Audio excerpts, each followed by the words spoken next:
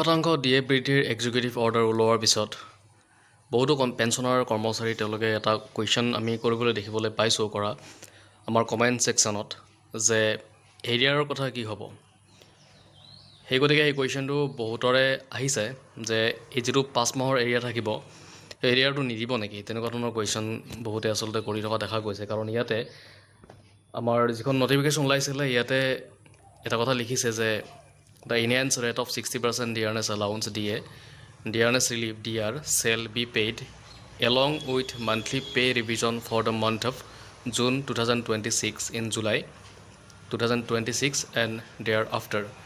তো ইয়াতে কৈছে যে যিখিনি চেলাৰী থাকিব বা বৰ্ধিত পেঞ্চন থাকিব বা বৰ্ধিত চেলাৰী থাকিব সেই গোটেইখিনি জুনৰ দৰমহাৰ লগত দিব আৰু জুলাইত পাব।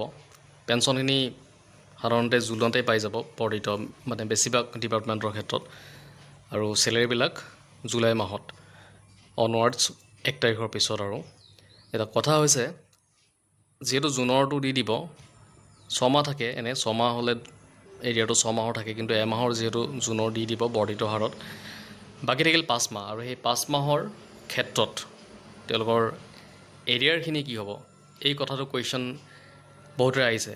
আৰু আমি যিবিলাক আগৰ নটিফিকেশ্যন পাইছিলোঁ সেই নটিফিকেশ্যনবিলাকত এনেদৰে আহিছিলে, আৰু 2% ডিএৰ ঘোষণা কৰাৰ পিছত আমি দেখিবলৈ পাইছিলোঁ তলৰ ফালে তেওঁলোকে লিখি দিছিলে যে যিটো কিস্তিত দিব নে কেনেকৈ কি দিব, কোন মাহৰ এৰিয়াৰ কোন মাহত দিব, তেনেকৈ এটা লিখি দিছিলে নটিফিকেশ্যনত। কিন্তু আমি এই নটিফিকেশ্যনত তেনেকুৱা ধৰণৰ কোনো এটা পইণ্ট আমি দেখা নাপালোঁ যে এৰিয়াৰখিনি কিস্তিত দিব নে একেলগে দিব, এৰিয়াৰ কথা ইয়াতে একো উল্লেখ থকা নাই। আৰু এটা কথা আপোনালোকে জানে, এৰিয়াৰ আপোনালোকে পাব, 5 মাহৰ এৰিয়াৰটো আপোনালোকে পাব, আৰু সেইটো কেনেকৈ পাব তাৰ বিষয়ত এখন নটিফিকেশ্যন নিশ্চয় ওলাব। আৰু সেই নটিফিকেশ্যনত আপোনালোকৰ গোটেইখিনি কথা লিখা থাকিব যে আপোনালোকে কিস্তিত পাব নে একেলগে পাব। কিন্তু পোৱাটো খাটাং সেইটো নিশ্চিত থাকক, এৰিয়াৰ আপোনালোকৰ ক'তো নাযায়, আপোনালোকৰ এৰিয়া আপোনালোকে পাব। কিন্তু কেতিয়া পায় কি পায় সেই বিষয়ত এখন নটিফিকেশ্যন আহিব লাগিব, আৰু খুব সম্ভৱ কম দিনৰ ভিতৰত এখন আহিব নটিফিকেশ্যন, আৰু তেতিয়া আমি এইটো আমাৰ ভিডিঅ'ৰ জৰিয়তে জনাম। আৰু এই যিখন নটিফিকেশ্যন আছিলে এক্সিকিউটিভ অৰ্ডাৰ 2টা পেজৰ, আমি গোটেইখিনি কথা ইণ্টাৰপ্ৰিট আমাৰ আগৰ ভিডিঅ'ত কৰি দিছোঁ।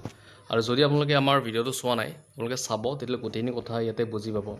যি আপোনালোকৰ ইয়াতে অকল গভৰ্ণমেণ্ট এমপ্লয়ী বা গভৰ্ণমেণ্ট পেঞ্চনাৰ বুলিয়ে নহয়, আপোনাৰ এক্সট্ৰা অৰ্ডিনাৰী পেঞ্চনাৰ বা কম্পেনচেনেট পেঞ্চনাৰ হোল্ডাৰ্ছ, তাৰপিছত আপোনাৰ ফেমিলি পেঞ্চন হোল্ডাৰ্ছ, তাৰপিছত আপোনাৰ ৱৰ্ক চাৰ্জ এমপ্লয়ী বা আপোনাৰ মাষ্টাৰ ৰোল এমপ্লয়ী, তেওঁলোকৰ ক্ষেত্ৰতো ইয়াতে এখন তেওঁলোকৰ যিটো ডিএটো বঢ়াই দিয়া হৈছে 2%।